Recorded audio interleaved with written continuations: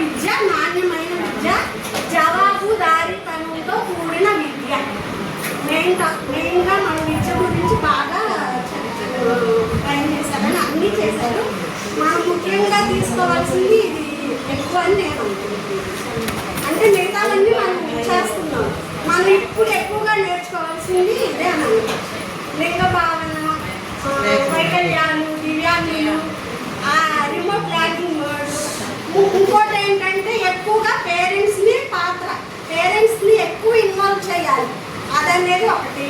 దీక్ష courses Gnanajyothi ప్రథమం వాళ్ళు పంపించి దీక్ష నుంచి మన నుంచి పేరెంట్స్కి, పేరెంట్స్ నుంచి టీచర్స్కి అదొకటి చెప్పారు.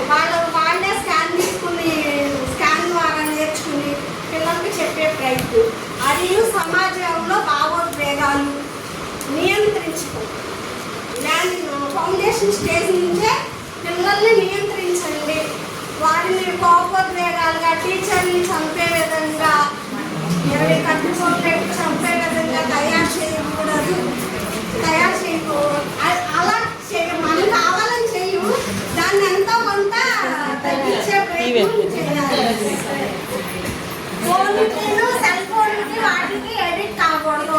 వీలైనంత వరకు బయట వాతావరణంలో ఆడుకునేటట్లు చేయాలి. ఎందుకంటే ఊపకాయం మెయిన్. ఊపకాయం కాదు, మనం సెల్లో ఊపకాయమే కారణం అనుకుంటున్నాం, కానీ వాళ్ళల్లో సైకోతనాన్ని ప్రేరేపించడానికి 80% సెల్లే. అది మనకు కూడా వర్తిస్తుంది. మనమే పిల్లల్ని కొట్టేస్తాం. సెల్ చూసేటప్పుడు మనకి ఎవరైనా అడ్డు వస్తే మనం తక్కువ చూస్తామని అనుకుంటాం. మనం జనాలకి మించి కాదు, మనం కూడా జనాలతో పాటు మనం కూడా సెల్ చూస్తాం.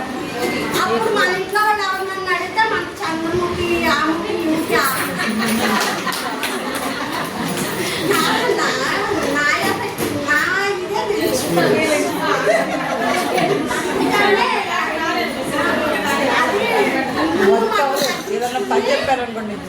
ఇదే మనం సెల్ ఎక్కడో కప్బోర్డ్లో పెట్టేస్తాం అనుకో, అది పిల్లలకి అందదు కదా. మనం ఫోన్ వచ్చినప్పుడే మాట్లాడటం, అప్పుడప్పుడు వాట్సాప్ చూడడం, మనకంటే జాబ్ ఇచ్చే తప్పదు అనుకో, మోగినప్పుడు చూసుకోవడం, అలా అలవాటు చేసి మనం బయట ఎక్కువగా సంఘంలో బయట ఇంటి ఆవరణలో తిరగటం మనం అలవాటు చేసుకుంటే పిల్లలు కూడా మనంకాలే తిరుగుతారని తల్లిదండ్రులకు చెప్పాలి. మనం పెట్టిన ఆర్ఎల్ఎం మెసేజ్ని రీపోస్ట్ చేయడం అనడం ఒకటి నేర్చుకుందాం. అంటే మీరు అందరు చేస్తున్నారా అని నేనైతే రీపోస్ట్ చేయమని అడగలేదు, నేనైతే అది చేద్దామని అనుకుంటున్నాను. లింగ సమానత్వం, కోపాన్ని తగ్గించుకో, సామాజిక భావోద్వేగాలు, ఇవన్నీ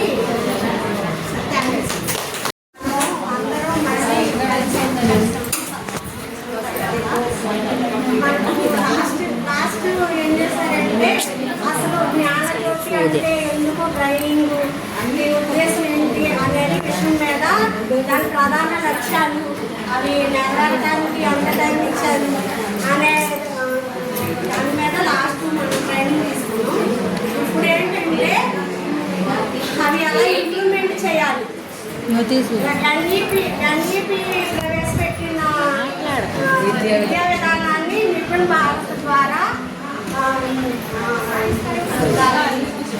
ఎలా అభివృద్ధి చేయాలి, ఎఫ్ఎల్ఎం ద్వారా అని సాల్ట్ సహకారంతో ఎఫ్ఎల్ఎంను ఎలా ఇంప్లిమెంట్ చేయాలి.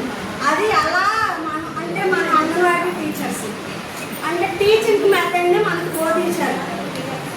మన టీచర్స్ టీచింగ్ ఎలా చేయాలి, మన దగ్గరకు వచ్చే చిన్నపిల్లలు కదా, వాళ్ళని టీచింగ్ ఐదు భావోద్వేగాలు ఎలా బోధించాలి, విద్యా విధానం, ఏ ఆటపాటలు అవన్నీ మనకు తెలిసి అది ఇంకా వినూత్నంగా బోధించి వాళ్ళని పటిష్టంగా తయారు చేసి మనం ఫస్ట్ క్లాస్కి పంపించాలి అనే ఉద్దేశాన్ని మనం మరింత బలంగా మనల్ని బీఈడీ టీచర్ లాగా ట్రైన్ చేశారు అని నేను అనుకుంటున్నాను.